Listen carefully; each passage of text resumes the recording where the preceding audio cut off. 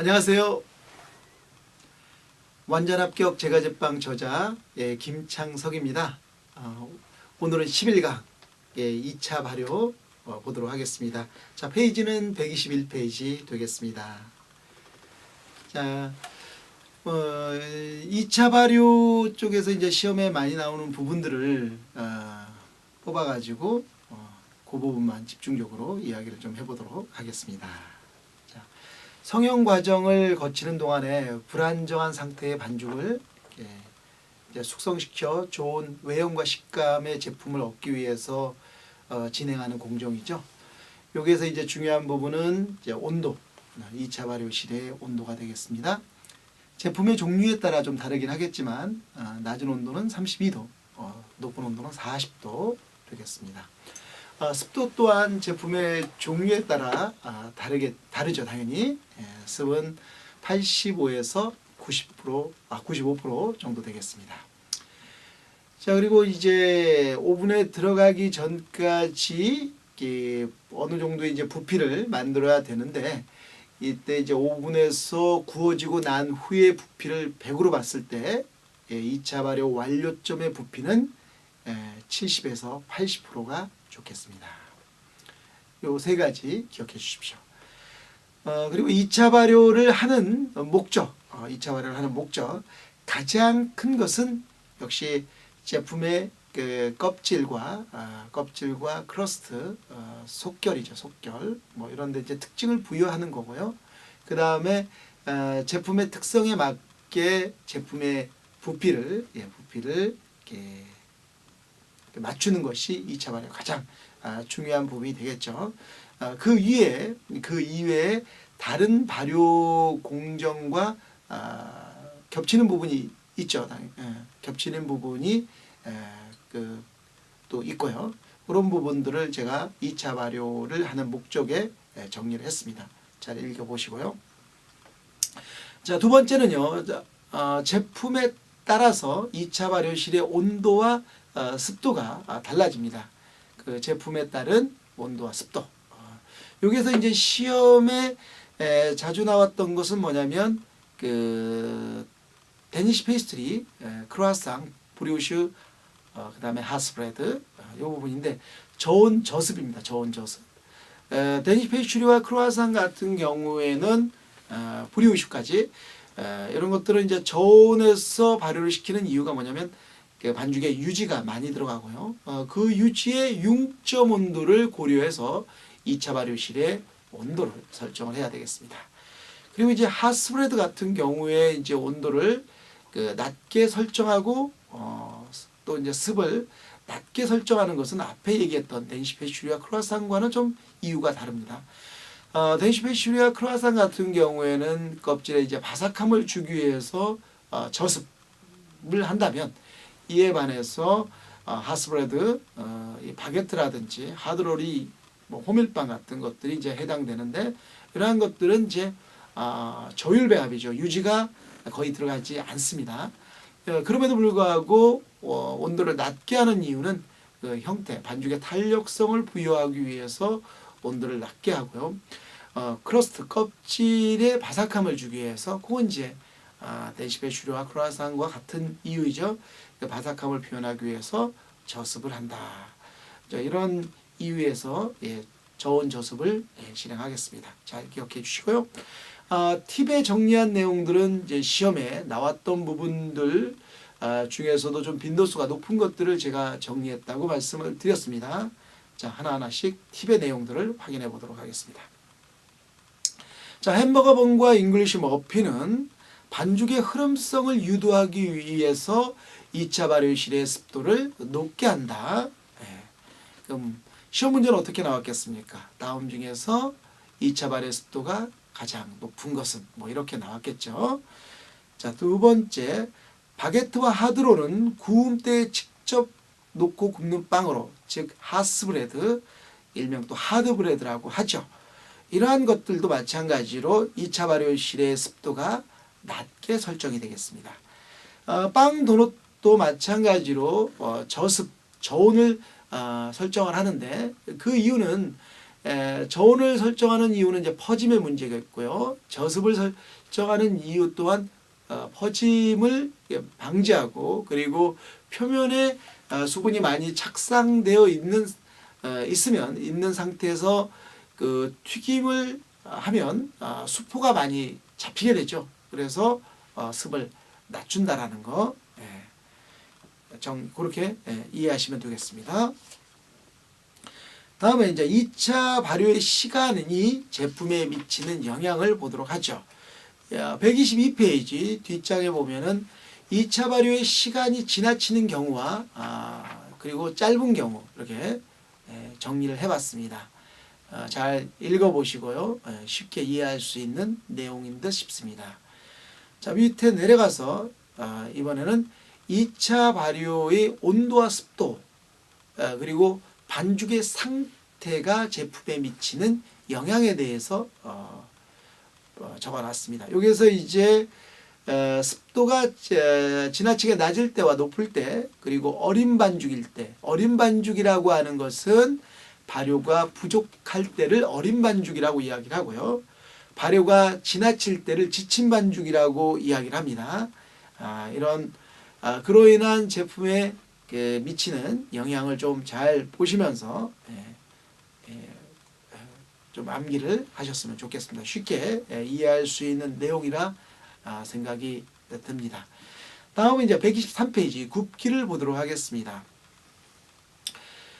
자, 반죽에 열을 가하여 소화하기 쉽고 향이 있는 완성 제품을 만들기 위해서 우리는 굽기를 하죠. 제빵 과정 중에서 가장 중요한 공정이라 할 수 있겠습니다. 웹 같은 경우에는 빵에 대한 이해, 즉 이해도가 높은 경력자들이 베이킹을 직접 합니다. 베이킹.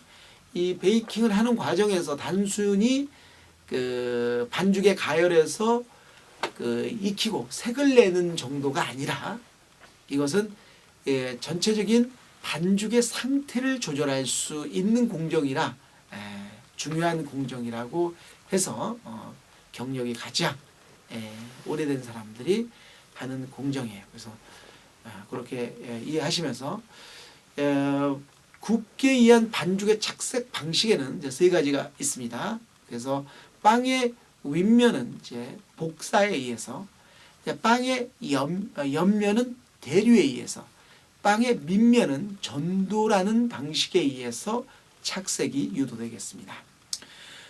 굽기를 하는 목적은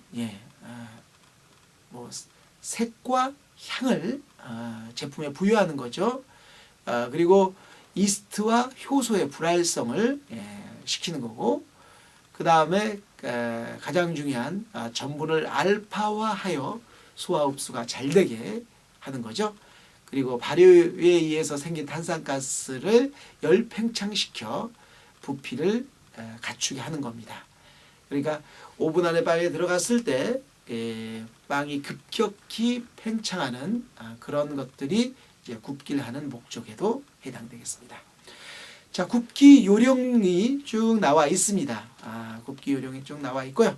여기에서 우리가 조금 관심을 가질 부분은 1번에 이제 저율배합과 고율배합, 그리고 저율배합과 발효가 과다인 반죽, 그리고 고율배합과 발효가 부족한 반죽의 굽기 요령,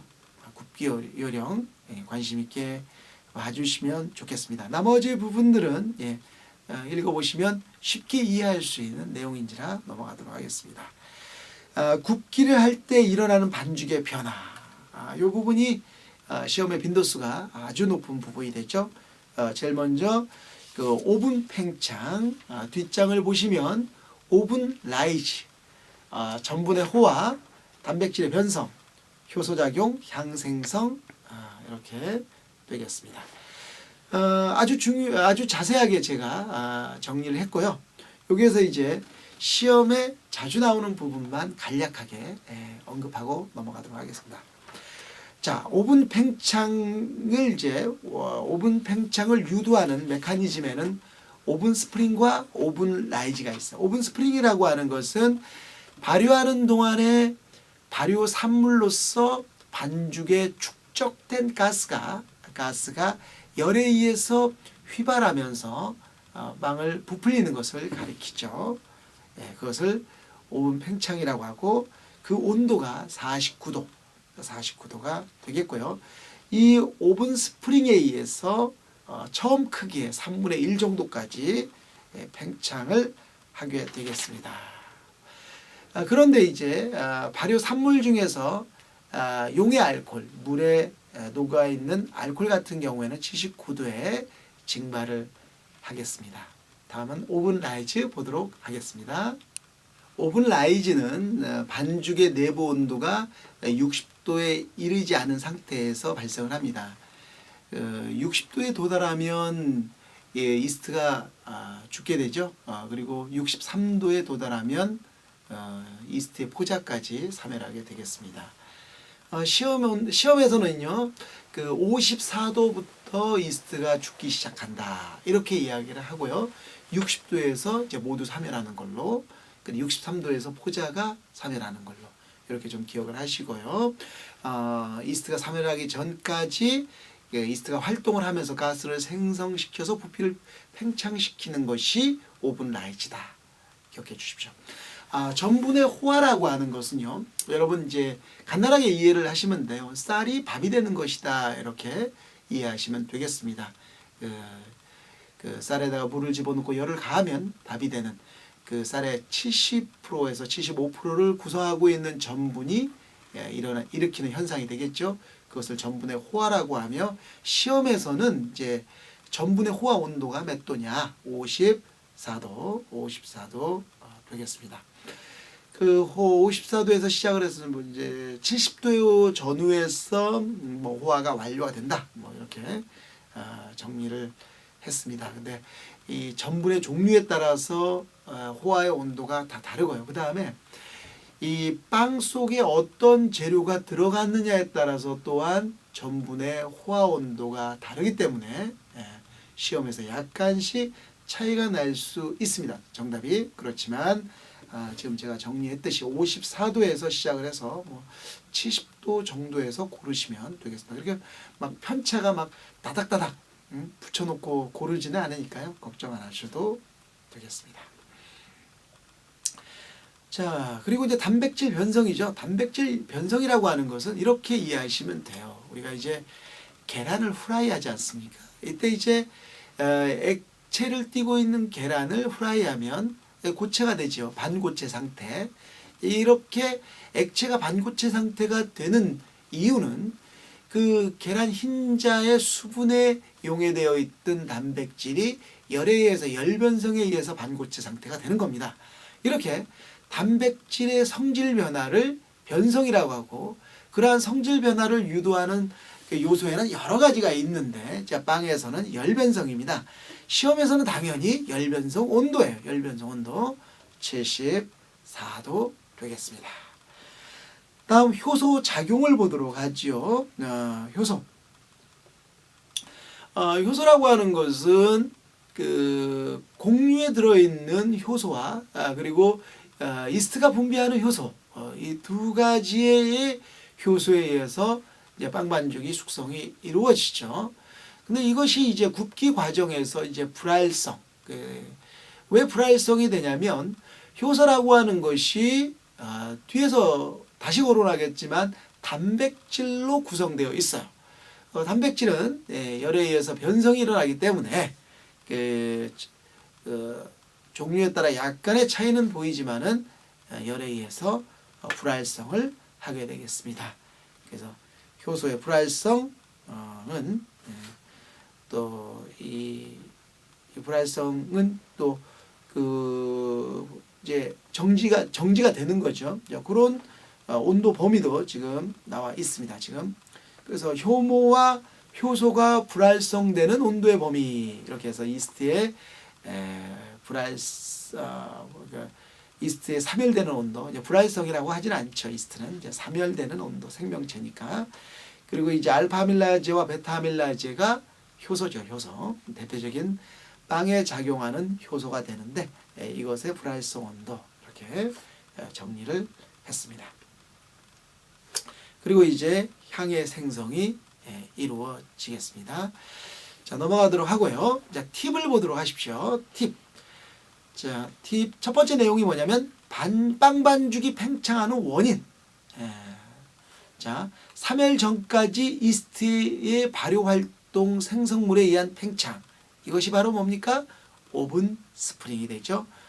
그 오븐 스프링 그리고 이제 오븐 라이즈 이 부분이 이제 시험에 잘 나오니까 그 얘기를 다시 한번 정리해 보았습니다. 다음에 이제 껍질색을 이제 우리가 이제 만들죠. 굽는 과정에서 이때 일어나는 껍질 화학 반응, 캐러멜 반응과 그 다음에 메일라드 반응. 캐러멜화 반응은 설탕이 160에서 180도에서 갈변 반응을 일으킴으로 인해서 나는 그 반응이 되죠. 메일라드 반응은 당류에서 분해된 환원당과 단백질류에서 분해된 아미노산이 결합하여 껍질의 연한 갈색을 만들어내는 반응으로서 낮은 온도인 130도에서 그러한 현상이 일어나겠습니다. 이 개념과 온도 범위 잘 기억해 주시기 바랍니다. 그리고 빵 속이 최대 그 온도가 상승하는 범위가 몇 도냐라는 시험 문제. 그 빵의 배합 비에 따라서 약간의 차이를 보이고요. 일반적으로 100도가 넘지 않는다. 기억하시면서 97에서 99도. 99도가 정답이 많았죠. 다음에는요. 굽는 과정에 생기는 여러 반응들을 보도록 하겠습니다. 물리적인 반응, 화학적 반응, 생화학적 반응, 물의 분포의 이동 이런 것들이 이제 일어나는 반응이 되겠습니다. 이 중에서 이제 앞에서 언급을 했지만은 화학적 반응 중에 캐러멜라 반응과 메일라드 반응 정리를 했습니다. 잘 봐주시고요. 그 다음에 생화학적 반응은 그 효모의 삼열 온도와 그 다음에 효소의 불활성 온도가 되겠죠. 그 다음에 물의 분포와 이동은 우리가 이제 굽는 과정에서의 빵 반죽의 수분이 빵 반죽의 수분이 빵의 수분과 동일한 상태를 유지하다가 굽고 난 후 오븐에서 나왔을 때는 급격한 수분 이동이 일어나요. 자, 이런 부분에 대해서 나중에 냉각편에서 다시 이야기하도록 하겠습니다. 자, 126페이지 보도록 하죠. 주어진 조건에 따라 제품에 나타나는 결과 이렇게 해서 너무 높은 오븐 온도, 너무 낮은 오븐 온도 이런 거. 그 다음에 오븐 안에 과량의 증기를 부여했을 때, 그리고 오븐 안에 증기가 부족했을 때, 그리고 부적절한 열의 분배라든지, 그리고 식빵팬을 오븐 속에 집어넣는데 그 간격이 너무 좁았다든지, 적정 간격은 몇 센치인지 이렇게 정리를 했습니다. 자세히 잘 읽어보시고 시험에서도 곧잘 나올 뿐더러 그리고 빵을 이해하는 데 있어서 아주 중요한 부분이기 때문에 잘 이해해 주시기 바랍니다. 다음 굽기 손실 보도록 하겠습니다. 굽기 손실이라고 하는 것은 반죽 상태에서 빵의 상태로 구워지는 동안 중량이 줄어드는 현상을 가리키는 거죠. 여기에서 중요한 것은 3번에 굽기 손실에 영향을 주는 요인. 첫 번째가 이제 배합률, 두 번째가 굽는 온도와 시간, 그리고 제품의 크기와 형태 등이 영향을 미치겠습니다. 다음 다섯 번째 보면 제품별 굽기 손실의 비율, 이렇게 해서 풀먼 식빵과 핫스브레드를 관심 있게 봐주십시오. 풀먼 식빵이 가장 굽기 손실이 적은 7에서 9, 핫스브레드가 굽기 손실이 가장 큰 20에서 25 되겠습니다. 핫스브레드가 이렇게 굽기 손실이 큰 이유는 우선 배합률이 낮고요. 두 번째는 어떠한 그 반죽 자체가 오븐 바닥에 직접 놓임으로 해서 열에 노출되는 면적이 커요. 그로 인한 굽기 손실이 많아진다.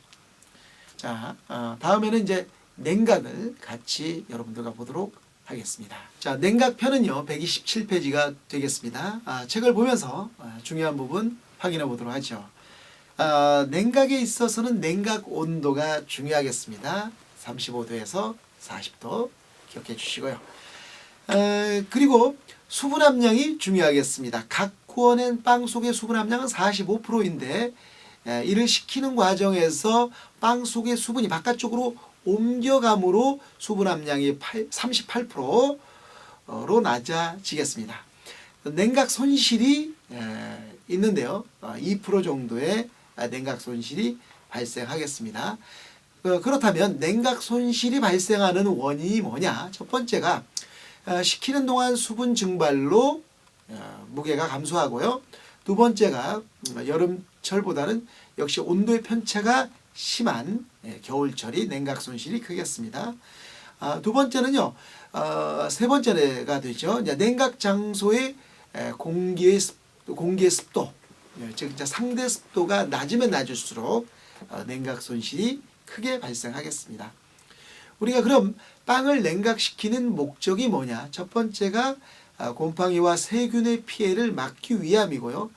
두 번째는 빵의 절단 및 포장을 용이하게 하기 위함이 되겠습니다. 자, 냉각 방법에는 세 가지가 있는데 세 번째 공기 조절식 냉각, 에어 컨디션식 냉각을 관심 있게 봐주시기 바랍니다. 다음 슬라이스 보도록 하죠. 슬라이스라고 하는 것은 이제 빵이 유연해질수록 잘 잘라지겠습니다. 예. 그리고 다음 페이지 128페이지 보면 이제 포장 되겠습니다. 포장이라고 하는 것은 제품의 가치 및 상태를 보호하기 위함이죠. 이 포장 온도는 빵의 냉각 온도와 동일하겠습니다. 35도에서 40도. 이 너무 높은 온도에서 포장을 하면요, 썰기가 어려워 빵의 형태가 변하기 쉽습니다. 그리고 이제 포장지의 수분 과다로 곰팡이가 발생하고 형태를 유지하기가 어렵겠습니다. 그와 반대로 낮은 온도에서 포장을 하게 되면요, 노화가 가속되고요, 껍질이 건조하게 되겠습니다. 우리가 이제 포장지를 선택할 때는요, 6가지의 우리가 고려사항이 있는데 가장 시험에서 자주 언급하는 부분은 1번이 되겠습니다. 방수성이 있고 통기성이 없어야 한다. 여기서 통기성이라고 하는 것은 산소가 움직이는 거예요. 산소가 움직이면 즉 건조해진다라는 뜻이기 때문에 통기성이 있으면 안 되고 없어야 한다.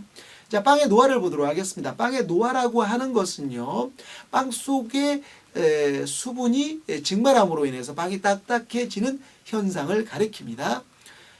이제 빵의 노화편에 보면은 129페이지 제일 위쪽에 빵 껍질과 속의 노화 구분에서 1번 껍질의 노화 보도록 하죠. 빵 속 수분이 표면으로 이동하고 공기 중의 수분이 껍질에 흡수된다. 표피는 눅눅해지고 질겨진다. 많은 분들이 그 포장된 빵에 겉면을 이렇게 포장지를 이렇게 가볍게 눌러주면서 부드러운 것이 갓 구워낸 빵이라고 생각을 많이 하시는데, 빵은 갓 구웠을 때는 좀 딱딱하다가 안에 수분이 바깥쪽으로 이동하면서 말랑말랑해지는 거예요. 그래서 크러스트, 껍질이 말랑말랑하다는 것은 오븐에서 나온 지 시간이 경과했다, 노화가 진행되고 있다, 이렇게 이해하시면 좋겠습니다. 다음 빵 속의 노화를 보면요, 빵 속 수분이 껍질 쪽으로 이동을 했으니까 빵 속에 전분이 태화되겠죠. 그것을 전분의 베타화, 이렇게 이야기를 하겠습니다. 그리고 이제 건조해지니까 빵 속은 탄력을 잃으면서 또한 향미가 떨어지게 되겠습니다. 노화에 영향을 주는 조건들 중에 이제 저장 시간, 저장 온도, 배합률이 중요하겠고요. 여기에서 저장 온도가 시험에 자주 나오니까 관심 있게 봐주십시오. 노화 정지 온도는 마이너스 18도, 노화 최적 온도는 마이너스 6.6도 혹은 7도라고도 많이 나옵니다. 그래서 10도까지 일면 냉장 온도가 되는 거죠.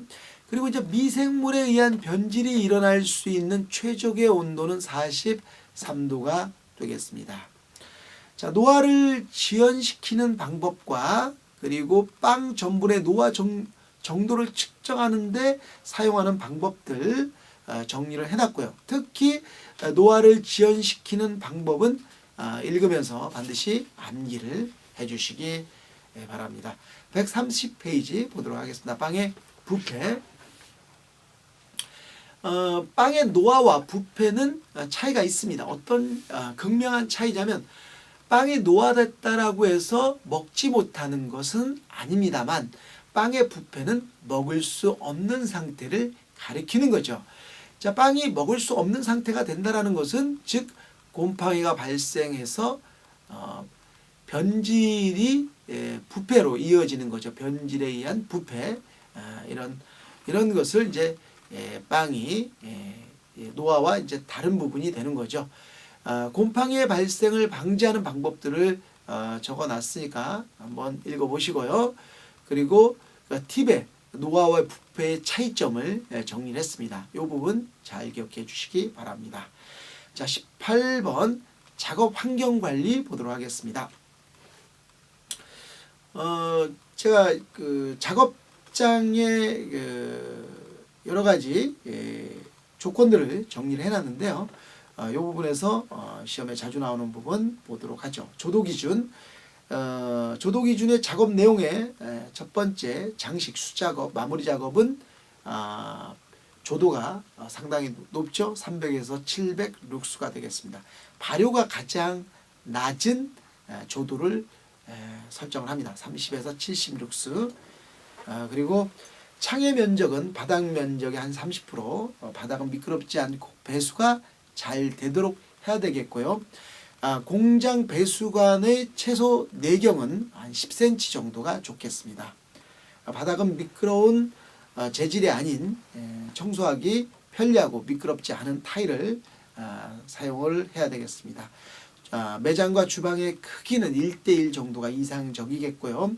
그 다음에 창문에는 방서용 금속망을 설치하는데 이때의 눈의 크기는 30 메쉬가 좋겠고요.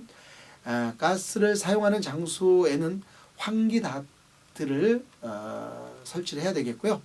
주방 내에 여유 공간을 댈 수 있으면 많이 갖는 게 좋겠죠. 그리고 이제 종업원의 출입구와 손님의 출입구가 달라야 되겠고요. 그리고 주방의 환기는 소형의 환기 장치를 여러 개 설치하는 것이 더 효과적인 방법이 되겠습니다. 여러분, 여기까지 해서 제가 이제 11강을 정리를 했고요.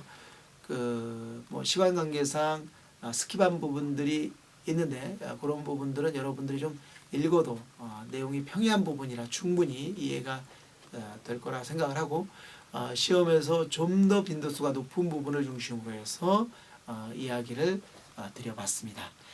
인터넷으로 혼자 공부하시는 분들 너무 이렇게 피곤하시고 집중이 잘 되시지 않겠지만 그래도 조금 더 기운 내시고 좀 더 어려워지고 있는 필기시험에 꼭 합격을 하셨으면 좋겠습니다. 자, 좀 쉬시고 좀 이따 12강에서 다시 뵙도록 하겠습니다. 예, 좀 이따 뵙겠습니다. 감사합니다.